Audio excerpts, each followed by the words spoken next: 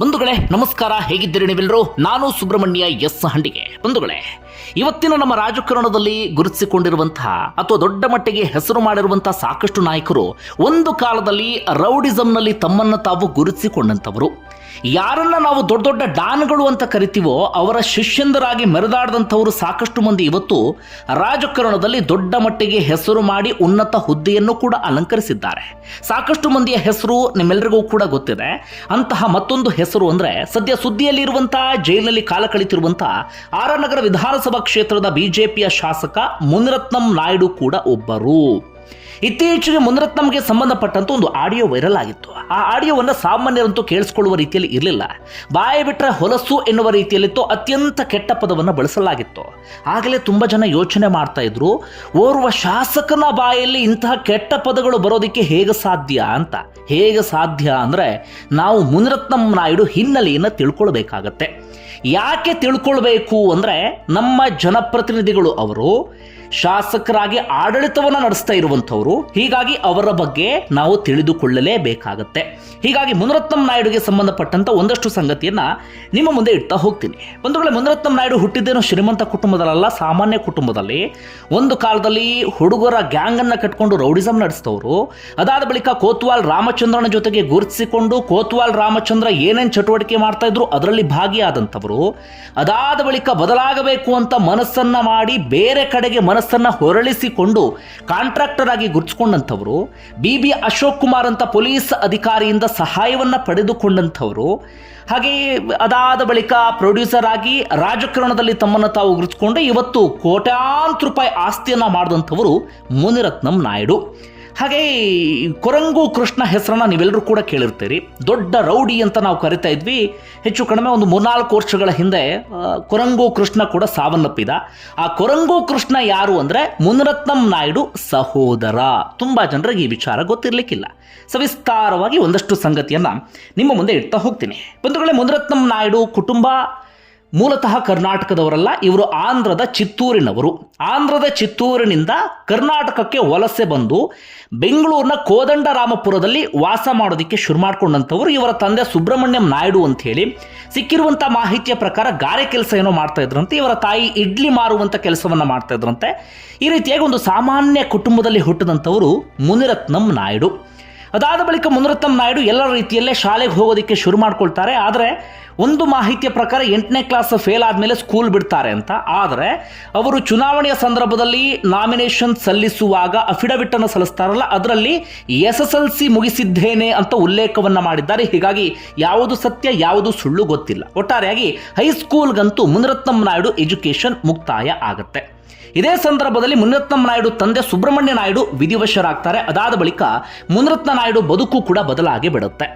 ಅದಾದ ನಂತರ ಎಜುಕೇಷನ್ ಮುಂದುವರಿಸೋದಕ್ಕೆ ಹೋಗೋದಿಲ್ಲ ಅಥವಾ ಮೈ ಬಗ್ಗಿಸಿ ಬೇರೆ ಕೆಲಸವನ್ನು ಕೂಡ ಮಾಡೋದಕ್ಕೆ ಹೋಗೋದಿಲ್ಲ. ಅದರ ಬದಲಾಗಿ ಈ ಕೋದಂಡರಾಮಪುರ ಪೈಪ್ಲೈನ್ ಏರಿಯಾದಲ್ಲಿ ಒಂದಷ್ಟು ಹುಡುಗರನ್ನ ಕಟ್ಕೊಂಡು ಓಡಾಡೋದಕ್ಕೆ ಶುರು ಮಾಡ್ಕೊಳ್ತಾರೆ. ಸಣ್ಣ ಪುಟ್ಟ ರೌಡಿಸಂ ಎಲ್ಲವೂ ಕೂಡ ಆರಂಭ ಆಗುತ್ತೆ. ಹೀಗಿರುವಂಥ ಸಂದರ್ಭದಲ್ಲಿ LD ನಾಗರಾಜ್ ಎನ್ನುವಂಥ ವ್ಯಕ್ತಿಗೆ ಹೊಡೆದು ಮುನಿರತ್ನಂ ನಾಯ್ಡು ಬೆಂಗಳೂರು ಸೆಂಟ್ರಲ್ ಜೈಲು ಸೇರುವಂಥ ಪರಿಸ್ಥಿತಿ ಎದುರಾಗಿ ಬಿಡುತ್ತೆ. ಅದಾದ ಬಳಿಕದ ಈ ಕತೆ ಇದೆಯಲ್ಲ, ಇದನ್ನು ಸ್ವತಃ ಮುನಿರತ್ನಂ ನಾಯ್ಡು ಹೇಳಿಕೊಂಡಿರುವಂಥ ಕತೆ ಇದು. ರವಿ ಬೆಳಗೆರೆ ತಮ್ಮ ಪಾಪಿಗಳ ಲೋಕದಲ್ಲಿ ಪುಸ್ತಕದಲ್ಲಿ ನೀಟಾಗಿ ಇದೆಲ್ಲವನ್ನು ಕೂಡ ಉಲ್ಲೇಖ ಮಾಡಿದ್ದಾರೆ. ರವಿ ಬೆಳಗೆರೆ ಹೇಳಿರುವಂತೆ ಇದನ್ನು ಸ್ವತಃ ಮುನಿರತ್ನಂ ನಾಯ್ಡು ಅವರ ಮುಂದೆ ಹೇಳಿಕೊಂಡಿರುವಂಥ ವಿವರ. ರಾಜಕಾರಣಕ್ಕೆ ಎಂಟ್ರಿ ಆಗೋಕ್ಕೂ ಮುನ್ನವೇ ಹೇಳ್ಕೊಂಡಿರುವ ಹಾಗೆ ಕಾಣಿಸ್ತಾ ಇದೆ. ಮುಂಚೆ ಏನು ಮಾಡ್ತಾ ಇದ್ದೆ, ಏನೇನು ಆಗಿದ್ದೆ ಅಂತ. ಪಾಪಿಗಳ ಲೋಕದಲ್ಲಿ ಪುಸ್ತಕವನ್ನು ಗಮನಿಸಿದರೆ ಸಾಕಷ್ಟು ರೌಡಿಗಳನ್ನು ಮಾತಾಡಿಸಿದ್ದಾರೆ. ಅದೇ ಸಾಲಿನಲ್ಲಿ ಮುನಿರತ್ನಂ ನಾಯ್ಡುವನ್ನು ಕೂಡ ಮಾತಾಡಿಸಿದ್ರು. ಇನ್ನು ಮುಂದಿನದ್ದು ಸ್ವತಃ ಮುನಿರತ್ನಂ ನಾಯ್ಡು ಹೇಳ್ಕೊಂಡಿರೋದು. ಅವರೇ ಹೇಳ್ಕೊಂಡಿರುವ ಪ್ರಕಾರ ಬೆಂಗಳೂರು ಸೆಂಟ್ರಲ್ ಜೈಲಿನಲ್ಲಿ ಇದ್ದಂತಹ ಸಂದರ್ಭದಲ್ಲಿ ಕೋತ್ವಾಲ್ ರಾಮಚಂದ್ರ ಕೂಡ ತನ್ನ ಗ್ಯಾಂಗಿನ ಜೊತೆಗೆ ಆ ಜೈಲಿನಲ್ಲಿ ಇದ್ದಂತೆ. ಹಾಗಿದ್ದಾಗಲೇ ಕೋತ್ವಾಲ್ ರಾಮಚಂದ್ರ ಮುನಿರತ್ನಂ ನಾಯ್ಡುವನ್ನು ಕರೆದು ಹೆದರಿಸ್ತಾನಂತೆ. ಅಂದರೆ ನನ್ನ ಹುಡುಗನಿಗೆ ಹೊಡೆದು ಬಿಟ್ಟ ಅಂತ.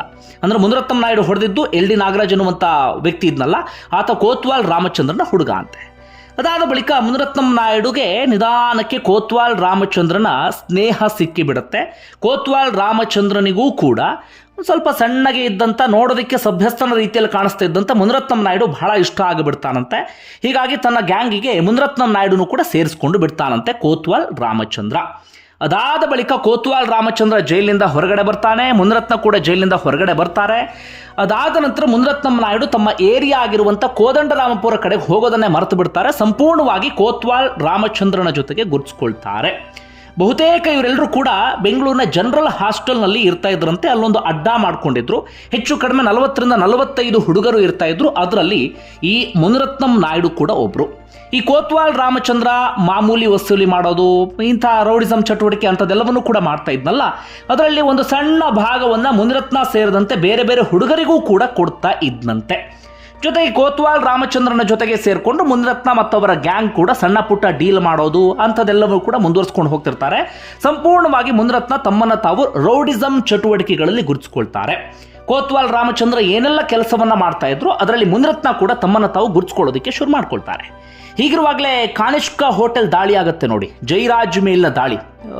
ಬೆಂಗಳೂರಿನ ಭೂಗತ ಲೋಕ ಅಥವಾ ಪಾತಕಿಗಳ ಲೋಕ ಅಂದಾಗ ಈ ದಾಳಿ ಕೂಡ ಬಹಳ ದೊಡ್ಡ ಮಟ್ಟಿಗೆ ಸದ್ದು ಮಾಡಿದಂಥ ಸಂಗತಿ. ಅದರಲ್ಲೂ ಕೂಡ ಮುನಿರತ್ನ ನಾಯ್ಡು ಭಾಗಿ ಆಗ್ತಾರಂತೆ. ಈ ರೀತಿಯಾಗಿ ಕೋತ್ವಾಲ್ ರಾಮಚಂದ್ರನ ಎಲ್ಲ ಚಟುವಟಿಕೆಗಳಲ್ಲೂ ಕೂಡ ಮುನಿರತ್ನ ಭಾಗಿಯಾಗಿದ್ದಾರೆ. ಇನ್ನೂ ಕೂಡ ಹೇಳ್ತಾ ಹೋಗ್ಬಿಟ್ರೆ ಇನ್ನು ಸಾಕಷ್ಟು ವಿಚಾರಗಳೆಲ್ಲವೂ ಕೂಡ ಪ್ರಸ್ತಾಪ ಆಗುತ್ತೆ. ನಾನು ಇಲ್ಲಿ ನಿಲ್ಲಿಸ್ತೇನೆ. ಅದಾದ ನಂತರ ಏನಾಗಿಬಿಡುತ್ತೆ, ಕೋತ್ವಾಲ್ ರಾಮಚಂದ್ರ 1986 ಮಾರ್ಚ್ 22ನೇ ತಾರೀಕು ವಿಧಿವಶನಾಗಿ ಬಿಡ್ತಾನೆ. ಆತನನ್ನು ಹೊಡೆದು ಹಾಕಿಬಿಡಲಾಗುತ್ತೆ. ಅದಾದ ಬಳಿಕ ಮುನಿರತ್ನ ನಾಯ್ಡು ಬದುಕು ಸಂಪೂರ್ಣವಾಗಿ ಬದಲಾಗಿ ಹೋಗುತ್ತಂತೆ. ಮುನಿರತ್ನ ಯೋಚನೆ ಮಾಡ್ತಾರಂತೆ, ಹೀಗಿದ್ರೆ ಆಗೋದಿಲ್ಲ, ನಾನೇನಾದರೂ ಬದಲಾಗಬೇಕು, ನಾನು ಬೇರೆ ರೀತಿಯಲ್ಲಿ ತನ್ನನ್ನು ತಾನು ಗುರುತಿಸ್ಕೊಳ್ಬೇಕು ಅಂತ. ಅದಕ್ಕೆ ಮತ್ತೊಂದು ಕಾರಣ ಏನಪ್ಪ ಅಂದರೆ, ಅವತ್ತು ಕೋತ್ವಾಲ್ ರಾಮಚಂದ್ರ ಜೊತೆಗೆ ಮುನಿರತ್ನ ಆ್ಯಂಡ್ ಗ್ಯಾಂಗ್ ಯಾರ್ಯಾರು ಗುರುತಿಸ್ಕೊಂಡಿದ್ರು ಅದರಲ್ಲಿ ಮುನಿರತ್ನ ಹೊರತಾಗಿ ಬಹುತೇಕರೆಲ್ಲರೂ ಕೂಡ ಬೇರೆ ಬೇರೆ ಸಂದರ್ಭದಲ್ಲಿ ಹತ್ಯೆಯಾಗಿ ಹೋಗಿಬಿಡ್ತಾರೆ. ರಸ್ತೆಯ ಮಧ್ಯದಲ್ಲೇ ಸಾವನ್ನಪ್ಪಿ ಹೋಗಿಬಿಡ್ತಾರೆ. ಕಂಡ ಕಡೆಗಳಲ್ಲಿ ಅವರನ್ನ ಕೊಚ್ಚಿ ಹಾಕಲಾಗಿಬಿಡುತ್ತೆ. ಉಳ್ಕೊಂಡಿದ್ದು ಮುನಿರತ್ನ ನಾಯ್ಡು ಮಾತ್ರ. ಇನ್ನು ಕೆಲವು ಒಂದಷ್ಟು ರೌಡಿಗಳು ಮಾತ್ರ ಉಳ್ಕೊಂಡಿದ್ರು. ಆಗ ಮುನಿರತ್ನಗೆ ಅನ್ಸುತ್ತೆ, ನಾನು ಬದಲಾಗಬೇಕು ಅಂತ. ಹೀಗಿದ್ದಾಗಲೇ ಮುನಿರತ್ನ ಬದುಕಿನ ಟರ್ನಿಂಗ್ ಪಾಯಿಂಟ್ ಏನಪ್ಪಾ ಅಂದ್ರೆ, ಸ್ವತಃ ಮುನಿರತ್ನ ಹೇಳ್ಕೊಂಡಿರುವ ಹಾಗೆ ಮುನಿರತ್ನ ಜೈಲಿನಲ್ಲಿ ಇದ್ದಾಗ ಆ ಸ್ಟೇಷನ್ಗೆ ಈಗ ನಿವೃತ್ತರಾಗಿರುವಂತಹ ಪೊಲೀಸ್ ಅಧಿಕಾರಿ BB ಅಶೋಕ್ ಕುಮಾರ್ ಬರ್ತಾರೆ. BB ಅಶೋಕ್ ಕುಮಾರ್ ಎದುರುಗಡೆ ಮುನಿರತ್ನ ತನ್ನ ನೋವು, ಹಿಂದಿನ ಬದುಕು, ಸಂಕಟ ಎಲ್ಲವನ್ನೂ ಕೂಡ ಹೇಳ್ಕೊಂಡು ನಾನು ಬದಲಾಗಬೇಕು ಎನ್ನುವ ಮಾತನ್ನು ಹೇಳ್ತಾರಂತೆ. ಆಗ BB ಅಶೋಕ್ ಕುಮಾರ್ ಸಾಕಷ್ಟು ರೌಡಿಗಳನ್ನ ಬದಲಿಸುವಂತ ಪ್ರಯತ್ನ ಪಡ್ತಾ ಇದ್ರು. ಅವರನ್ನ ಸಮಾಜದ ಮುಖ್ಯ ವೇದಿಕೆಗೆ ತರುವಂತ ಪ್ರಯತ್ನ ಪಡ್ತಾ ಇದ್ರು. ಹೀಗಾಗಿ ಅಶೋಕ್ ಕುಮಾರ್ ಕೂಡ ಮುನಿರತ್ನಗೆ ಮಾತನ್ನ ಕೊಡ್ತಾರೆ, ನಾನು ನಿನ್ನನ್ನು ಬದಲಿಸ್ತೀನಿ, ನೀನು ಕೂಡ ಒಳ್ಳೆ ದಾರಿಲಿ ಹೋಗು, ರೌಡಿಸಂ ಎಲ್ಲವನ್ನೂ ಕೂಡ ಬಿಟ್ಟು ಬಿಡು ಅಂತ. ಅದು ಮುನಿರತ್ನ ಬದುಕಿನ ಮತ್ತೊಂದು ಟರ್ನಿಂಗ್ ಪಾಯಿಂಟ್. ಅದಾದ ಬಳಿಕ BBMP ಗುತ್ತಿಗೆದಾರನಾಗಿ ಮುನಿರತ್ನ ಗುರುತಿಸ್ಕೊಳ್ಳೋದಕ್ಕೆ ಶುರು ಮಾಡ್ಕೊಳ್ತಾರೆ. ನಿಧಾನಕ್ಕೆ ಕಾಂಟ್ರಾಕ್ಟರ್ ಆಗಿ ಬೆಳೀತಾ ಹೋಗ್ತಾರೆ. ಒಂದೊಂದೇ ಕೆಲಸವನ್ನ ಮಾಡ್ತಾ ಬೆಂಗಳೂರಿನಲ್ಲಿ ಸದ್ದು ಮಾಡೋದಕ್ಕೆ ಶುರು ಮಾಡ್ಕೊಳ್ತಾರೆ ಮುನಿರತ್ನ. ಸ್ವಲ್ಪ ಕೈಗೆ ದುಡ್ಡು ಸೇರ್ತಾ ಇದ್ದ ಹಾಗೆ ಮುನಿರತ್ನ ಸಿನಿಮಾ ಪ್ರೊಡ್ಯೂಸರ್ ಆಗಿಯೂ ಕೂಡ ತಮ್ಮನ್ನು ತಾವು ಗುರುತಿಸ್ಕೊಳ್ತಾರೆ. ಆರಂಭದಲ್ಲಿ ರಾಕ್ಲೇನ್ ವೆಂಕಟೇಶ್ ಸಂಪರ್ಕ ಸಿಕ್ಕಂತ ಕಾರಣಕ್ಕಾಗಿ ಸಿನಿಮಾ ಕ್ಷೇತ್ರದಲ್ಲೂ ಕೂಡ ಮುನಿರತ್ನ ಗುರುತಿಸ್ಕೊಳ್ತಾರೆ. ಅದಾದ ನಂತರ ನಿಮ್ಮೆಲ್ಲರಿಗೂ ಕೂಡ ಗೊತ್ತಿರುವ ಹಾಗೆ 2001ರಲ್ಲಿ ಆಂಟಿ ಪ್ರೀತ್ಸೆ ಎನ್ನುವಂಥ ಸಿನಿಮಾವನ್ನು ಪ್ರೊಡ್ಯೂಸ್ ಮಾಡ್ತಾರೆ. ಅದಾದ ನಂತರ ರಕ್ತ ಕಣ್ಣೀರು, ಅನಾಥರು, ಕಟಾರಿ ವೀರ ಸುರಸುಂದರಾಂಗಿ, ಕುರುಕ್ಷೇತ್ರ, ಹೀಗೆ ಸಾಕಷ್ಟು ಸಿನಿಮಾಗಳಿಗೆ ಮುನಿರತ್ನ ಹಣವನ್ನು ಹೂಡಿಕೆ ಮಾಡಿದ್ದಾರೆ. ಈ ರೀತಿಯಾಗಿ ಪ್ರೊಡ್ಯೂಸರ್ ಆಗಿ ಗುರುತಿಸ್ಕೊಂಡ್ರು, ಕಾಂಟ್ರಾಕ್ಟರ್ ಆಗಿ ಗುರುತಿಸ್ಕೊಂಡ್ರು. ಸ್ವಲ್ಪ ಮಟ್ಟಿಗೆ ದುಡ್ಡು ಕೂಡ ಕೈ ಸೇರುತ್ತೆ. ನಗರ ವಿಧಾನಸಭಾ ಕ್ಷೇತ್ರದ ವ್ಯಾಪ್ತಿಯಲ್ಲಿ ನಿಧಾನಕ್ಕೆ ಮುನಿರತ್ನ ಹೆಸರು ಕೂಡ ಮಾಡೋದಕ್ಕೆ ಶುರು ಮಾಡ್ಕೊಳ್ತಾರೆ. ಹೀಗಿದ್ದಾಗಲೇ ಕಾಂಗ್ರೆಸ್ನ ನಾಯಕರು ದುಡ್ಡಿದ್ದಂಥ ಮುನಿರತ್ನಗೆ 2013ರಲ್ಲಿ ನಗರ ವಿಧಾನಸಭಾ ಕ್ಷೇತ್ರದಲ್ಲಿ ಚುನಾವಣೆಗೆ ಟಿಕೆಟ್ ಅನ್ನು ಕೊಡ್ತಾರೆ. ಅಷ್ಟು ಮಾತ್ರ ಅಲ್ಲ, ಮುನಿರತ್ನ ಭರ್ಜರಿಯಾದಂಥ ಗೆಲುವನ್ನು ಕೂಡ ಸಾಧಿಸ್ತಾರೆ. ಅದಾದ ನಂತರ ಮುನಿರತ್ನ ರಾಜಕಾರಣದಲ್ಲಿ ಹಿಂತಿರುಗಿ ನೋಡಿದ್ದಿಲ್ವೇ ಇಲ್ಲ. 2018ರಲ್ಲಿ, 2020ರಲ್ಲಿ, 2024ರಲ್ಲಿ ನಿರಂತರವಾಗಿ ಶಾಸಕರಾಗಿ ಬರ್ತಾರೆ. ಆರಂಭದಲ್ಲಿ ಕಾಂಗ್ರೆಸ್ ಜೊತೆಗೆ ಗುರುತಿಸಿಕೊಂಡಿದ್ರು. ಅದಾದ ಬಳಿಕ 17 ಶಾಸಕರು ಜಂಪ್ ಆದ್ರಲ್ಲ, ಆಗ ಮುನಿರತ್ನ ಕೂಡ ಜಂಪ್ ಆಗ್ತಾರೆ. ಆ ಕಾರಣಕ್ಕಾಗಿ ಸಚಿವರಾಗಿಯೂ ಕೂಡ ಮುನಿರತ್ನಗೆ ಬಡ್ತಿ ಸಿಗುತ್ತೆ. ಸದ್ಯ ಬಿಜೆಪಿ ಪಕ್ಷದಲ್ಲಿ ಮುನಿರತ್ನ ಗುರುತಿಸಿಕೊಂಡಿದ್ದಾರೆ. ಮಾಜಿ ಸಚಿವ ಎನ್ನುವಂತಹ ಒಂದು ಗರಿಮೆ ಅಥವಾ ಹಿರಿಮೆಯೂ ಕೂಡ ಮುನಿರತ್ನಗೆ ಇದೆ. ಒಟ್ಟಾರೆಯಾಗಿ ರಾಜಕಾರಣದಲ್ಲಿ ಇವತ್ತು ದೊಡ್ಡ ಮಟ್ಟಿಗೆ ತಮ್ಮನ್ನು ತಾವು ಗುರುತಿಸಿಕೊಂಡಿದ್ದಾರೆ. ಇದು ಮುನಿರತ್ನ ಬದುಕಿಗೆ ಸಂಬಂಧಪಟ್ಟಂತ ಒಂದಷ್ಟು ವಿವರ. ಇನ್ನು ಮುನಿರತ್ನ ಹೇಳ್ಕೊಳ್ಳುವ ಹಾಗೆ ನಾನು ಯಾಕೆ ಬದಲಾದೆ ಅಂದರೆ, ಒಂದು ಕೋತ್ವಾಲ್ ರಾಮಚಂದ್ರ ಸಾವು, ಮತ್ತೊಂದು ಸುತ್ತಮುತ್ತ ಇದ್ದಂಥವರ ಸಾವು, ಮತ್ತೊಂದು ಅವರ ಹೆಂಡತಿಯೂ ಕೂಡ ಅವರನ್ನ ಬದಲಿಸಿ ಬಿಟ್ರಂತೆ. ಅದಾದ ಬಳಿಕವೂ ಕೂಡ ರಾಜಕಾರಣದಲ್ಲೂ ಕೂಡ ಮುನಿರತ್ನ ಸಾಕಷ್ಟು ಕಾಂಟ್ರವರ್ಸಿಯನ್ನು ಫೇಸ್ ಮಾಡಿದ್ದು ನಿಮ್ಮೆಲ್ಲರಿಗೂ ಕೂಡ ಗೊತ್ತಾಯಿದೆ.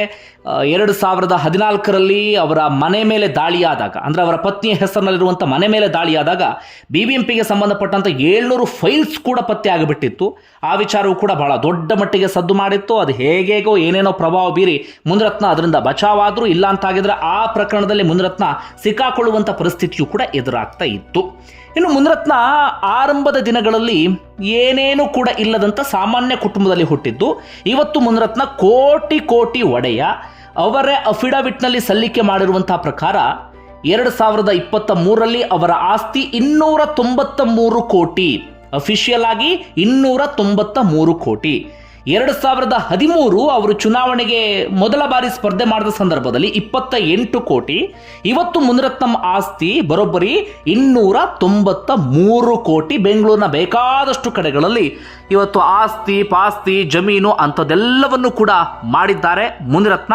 ಸದ್ಯ ಜೈಲಿನಲ್ಲಿ ಕಾಲ ಕಳೆಯುವಂಥ ಪರಿಸ್ಥಿತಿ ಎದುರಾಗಿದೆ. ಮುಂದೆ ಈ ಪ್ರಕರಣದಿಂದ ಯಾವ ರೀತಿಯಾಗಿ ಬಚಾವಾಗ್ತಾರೆ ಅನ್ನೋದನ್ನು ಕಾದು ನೋಡಬೇಕಾಗಿದೆ. ಇನ್ನು ಇಬ್ಬರು ಮಕ್ಕಳು, ಒಬ್ಬರು ರಾಕ್ಲೈನ್ ವೆಂಕಟೇಶ್ವರ ಸೊಸೆ, ಅಂದರೆ ರಾಕ್ಲೈನ್ ವೆಂಕಟೇಶ್ವರ ಮಗನಿಗೆ ಮಗಳನ್ನು ಮದುವೆ ಮಾಡಿ ಕೊಟ್ಟಿದ್ದಾರೆ. ಇದು ಮುನಿರತ್ನಂ ನಾಯ್ಡುಗೆ ಸಂಬಂಧಪಟ್ಟಂಥ ಒಂದಷ್ಟು ವಿವರ. ಇನ್ನು ಅವರ ಸಹೋದರ ಕೊರಂಗು ಕೃಷ್ಣ ಒಂದು 2-3 ವರ್ಷಗಳ ಹಿಂದೆ ಸಾವನ್ನಪ್ಪಿದ.